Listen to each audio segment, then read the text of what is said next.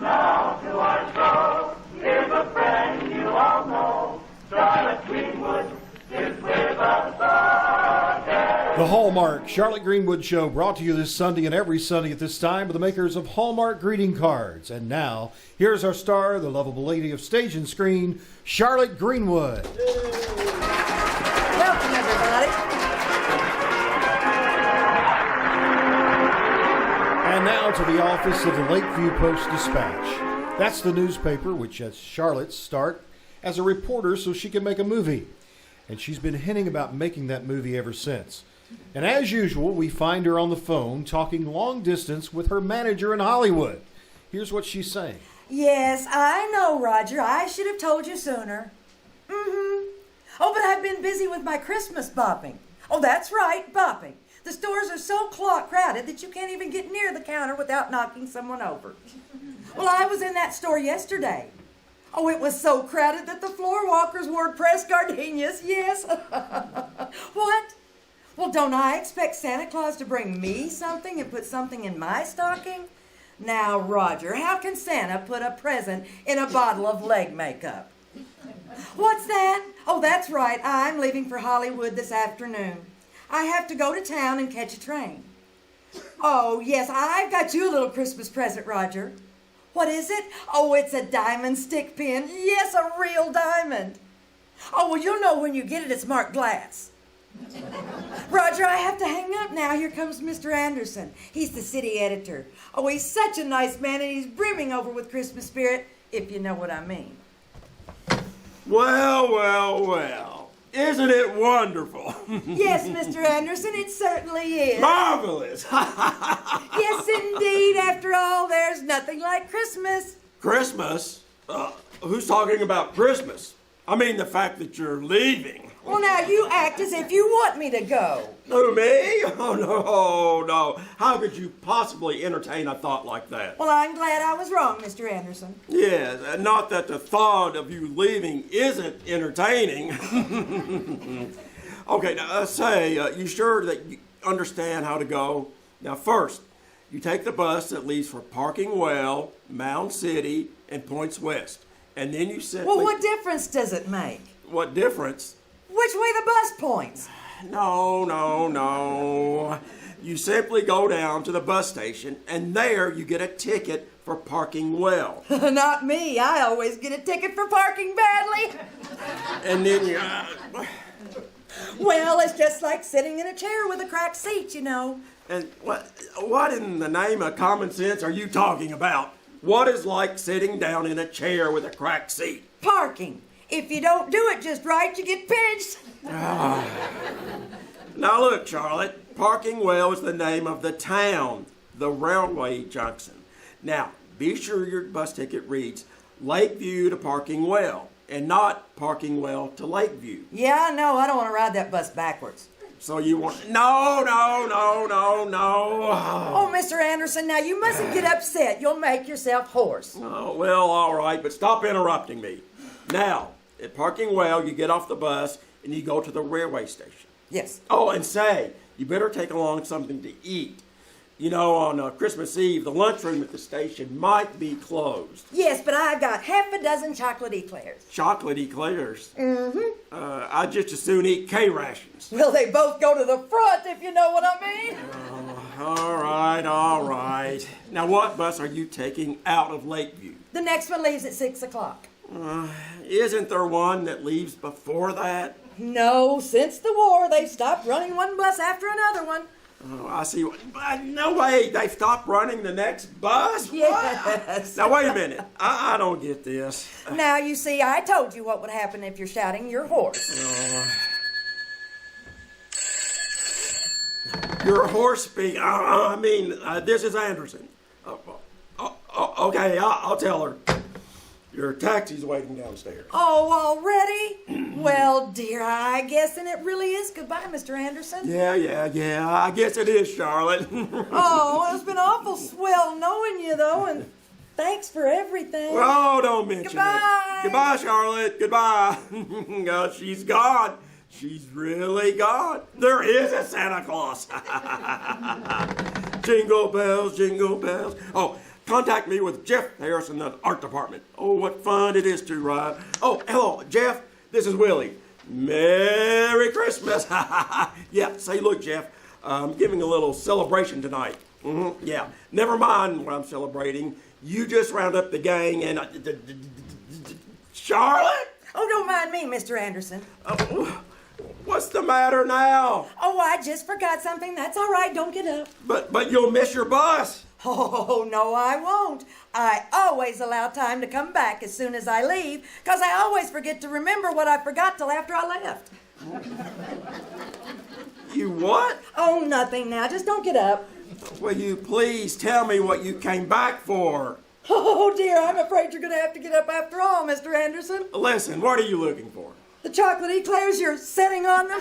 Oh, the chocolate eclairs? Oh, don't worry, Mr. Anderson. I'll get more at the bus station. Merry Christmas! Oh, Merry Christmas!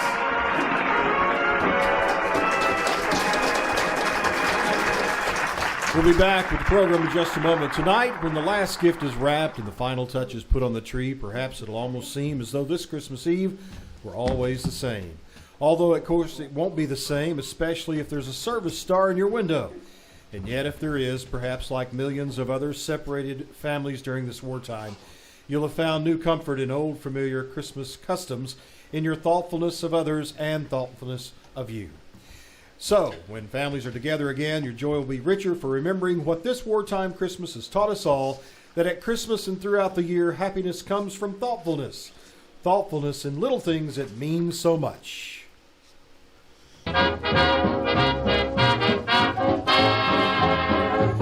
Well, at last, Charlotte is really on her way to Hollywood, at least on the first leg of the trip, which she is making by bus to a nearby town and then board a train.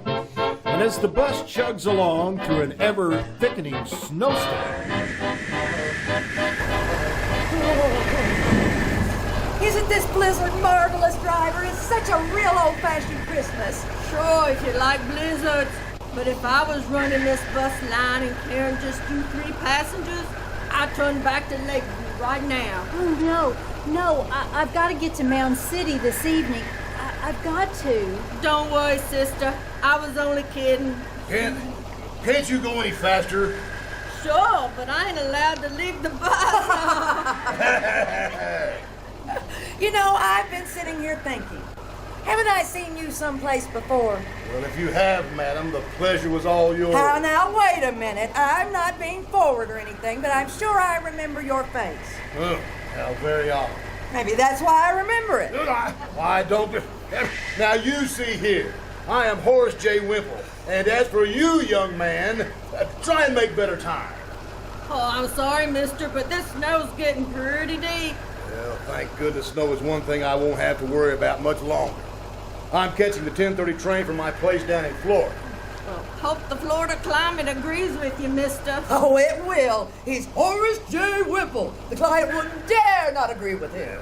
You look. Usually my chauffeur drives me down, but this year I couldn't get the gas.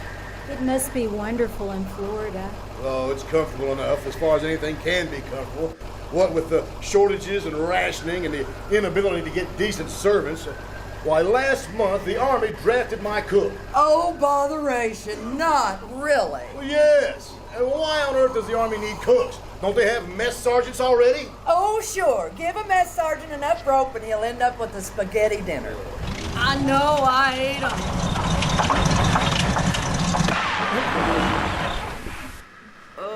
That's funny. Something's certainly gone haywire. Will it take long to fix? Oh, I don't think so. I'll just have to look under the hood. Are you catching a train at Parkingwell too, miss? No, I'm going to Mound City to look for a room. A fine time of day to start out looking for a room. Rooms are very scarce in Lakeview, ma'am. Did you say you just come to town? Oh, no. I've been there since last summer. You see, my husband was stationed at Fort Williamson and left for overseas 3 months ago. You must have had some place to live until recently. Why didn't you stay there? Oh, yes, I was living near the fort, but a couple of days ago there was another soldier and his wife looking for a place, and, sometimes they're only together for a little while. And you gave up your room? Oh, I didn't need to be near the fort anymore, and, I thought I could find a room someplace else in Lakeview. Well, I haven't any sympathy for people who can't look after themselves. I imagine you look out for yourself quite well, Mr. Wimple. Well enough. At least I can go to a warmer climate. That's a funny thing. That's exactly what I've been wanting to tell you. Driver, will you close that door? Got a little bad news for you folks. Looks like we're stalled. Oh, no. You mean we're stuck here? Oh, this would happen to me. Well, what are you waiting for? Do something about it. Phone into town. Well, that's just it. There's no place close around here to phone from. Well, there must be some place to phone. Isn't there a farmhouse nearby? Oh, about a half-mile back towards Lakeview, but I ain't allowed to leave the bus. So I guess you'll have to do the phoning, Mr. Wimple. Me? Get out in this storm? I'm sorry, mister, but it's kind of an emergency. Well, I'm certainly not going to tramp a mile and a half to find a telephone. Okay, if you want to stay here all night, it's gonna get pretty cold in this bus before morning. This leaves me speechless. Well, that's fine. Stay that way. All right, we have to find a phone. Oh, now, wait a minute. It's still storming, ma'am. You'd have to wade through some pretty deep snow. Well, that's all right. With these long legs, I'm built to wade through deep snow. There's more to me than meets the eye, and plenty meets the eye. I'll say. Where is that farmhouse? It's Sam Bagley's place, but, gee, I sort of hate to let you do it. Oh, never mind. Just tell me how to get there. Well, stick to the road till you come to a big billboard. It's on the left, right at the edge of Bagley's property. Okay. Then I guess the best thing is to just cut across the field to the house. I'll find it. Well, I can't let a woman go out in this storm alone. I suppose I'll have to go too. Whom do we phone? The Lake County Transportation Company. Tell them I'm staying with the bus. I'm Joe Griffith. All right, Joe, but just for the records, I'm Charlotte Greenwood. Nice to meet you. Well, I'll say you sure got spot, Mrs. Greenwood. Oh, thanks. Only it isn't Mrs., it's Miss. Oh, I'm sorry. You're sorry. Come on, Mr. Wimple, let's go.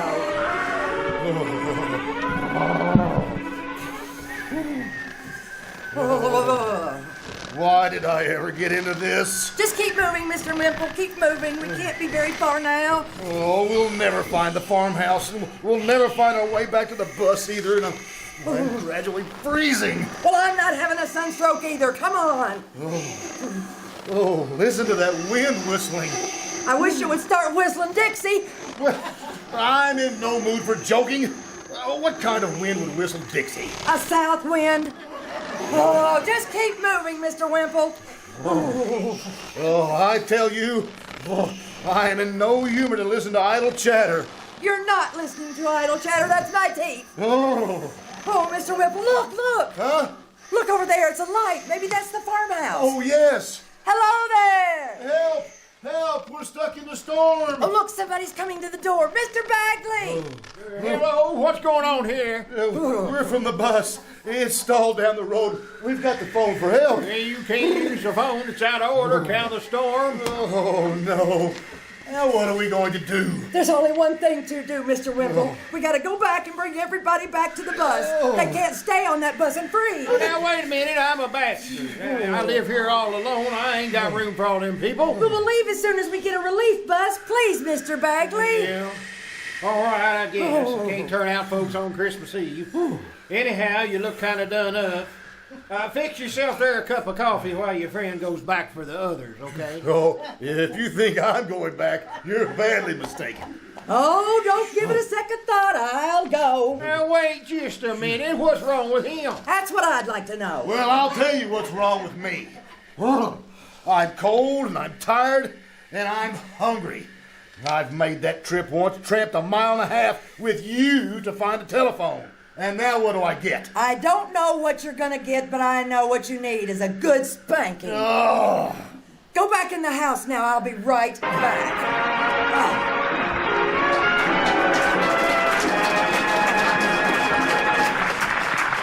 To remember a day that's important to someone, we send a card because we care. Surely that someone deserves the best of cards, and there's one easy way to be certain that your card is the very finest. Look on the back for the identifying words, a Hallmark card. Like the word sterling on silver, a Hallmark card on the back of a card you send is your assurance of quality. Quality well known to discriminating people for more than 30 years. So this week, when you're looking for New Year's cards that just say what you want to say, the way you want to say it, cards that let your friends know you cared enough to send the very best. Look on the back for those 3 little words, a Hallmark card.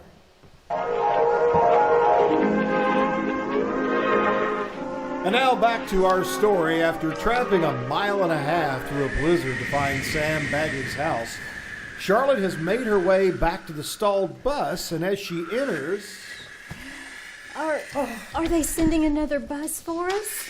No, honey, I hate to break it to you. We've got to go down to Mr. Bagley's and wait. Oh, I'd better stay here. I wouldn't if I was you. There's something haywire with our electric system, and our storage cells run down pretty fast. Another hour or so, we ain't gonna have any lights. Well, it isn't far to Mr. Bagley's. I know every step of the trail. I made it. Sure, sister. You go with Miss Greenwood. When the other bus shows up, I'll come along and get you. You aren't going with us? No, I can't take a chance on leaving the bus standing here in the middle of the road, especially when it ain't gonna have any lights. Now, don't bother about me. You two go ahead. Oh, come on. I don't think I can make it. Lean against the wind, honey. Just keep moving. Oh, we're nearly there. Oh, it's so cold. Are you all right now, Mrs. Say, I don't believe you told me your name. It's Foster. Marian Foster. Come on, Miss Foster. Oh, look up. Look, there's a storm's about gone. Look, there's a patch of sky. I see stars. Christmas stars. Yes. In the song, there's silent stars. The song? Don't you remember? Oh. O little town of Bethlehem, how still we see thee lie. Above thy deep and dreamless sleep, the silent stars go by. Well, you do know that song, don't you? Yet in thy dark street shineth the everlasting light. The hopes and fears of all the years are met in thee tonight. Oh, I don't think I've repeated those words since I was a little girl in Sunday school. Only there aren't any hopes. Only fear. And there isn't any light, only darkness. There's nothing you can believe in or hold fast to. Oh, now, don't. If there is, it's like those stars, just far away. Too far away to care anything about us. Now, that isn't how the wife of a soldier talks. Your husband is brave, and you need to be brave. But I haven't any husband. Ted's been missing in action since the 1st of November, and I'll never see him again. Well, what is it? What is it? Come on, you fainted. Wake up, Marian.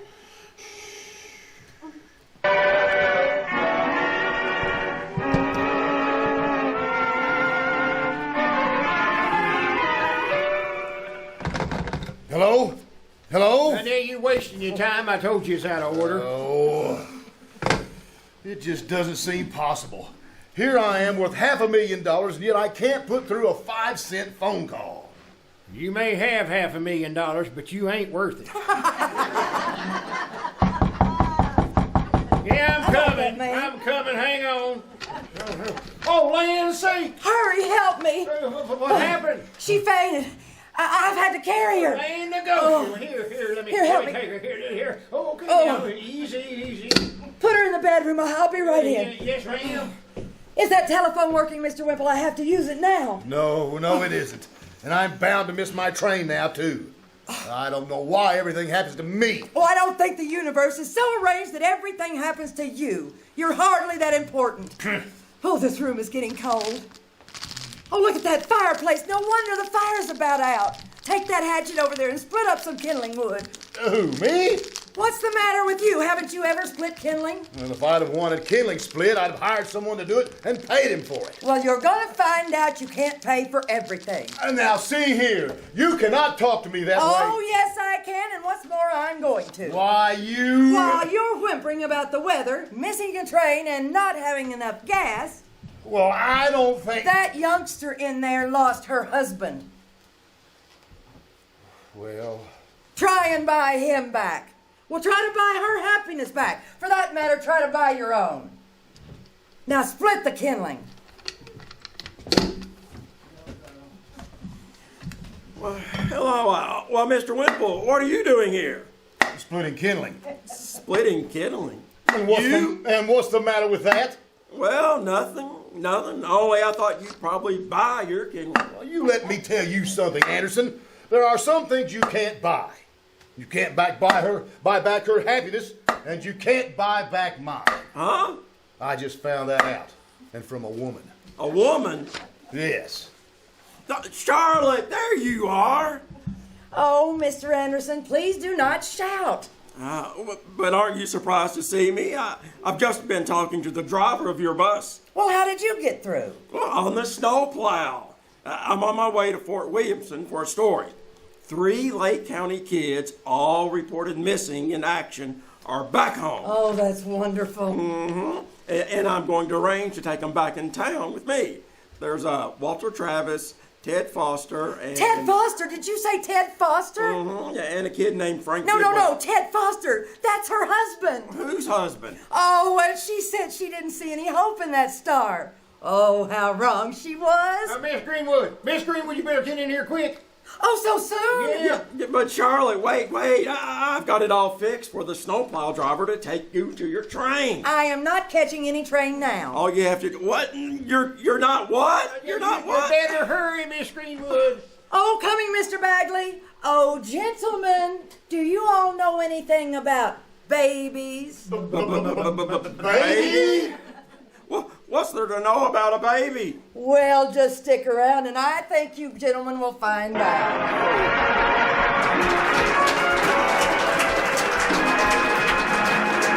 Charlotte Greenwood will be back in a moment. Meanwhile, I want to remind you again, the next time you buy a card for any occasion, look on the back for identifying words, a Hallmark card. Hallmark, a Hallmark card. Those 3 words are your assurance of finest quality. They tell your friends you cared enough to send the very best. Yes, a Hallmark card will best express your perfect taste and your thoughtfulness. And now, Charlotte Greenwood. Friends, I can't help thinking about those lines in the Christmas Carol. The hopes and fears of all the years are met in thee tonight. The hopes, the fears. You know, there are times when it may seem to us that the clouds of fear have shut out all the light of the world. Yet there is given to all of us a flame of hope. No matter how steep the path, no matter how long the journey, it'll show us the way. No matter how dark the night, its rays will guide us inevitably to the gates of the morning. So even in these days, we can still have faith and peace on earth. And with Tiny Tim, everyone could say, God bless us, everyone. Good night.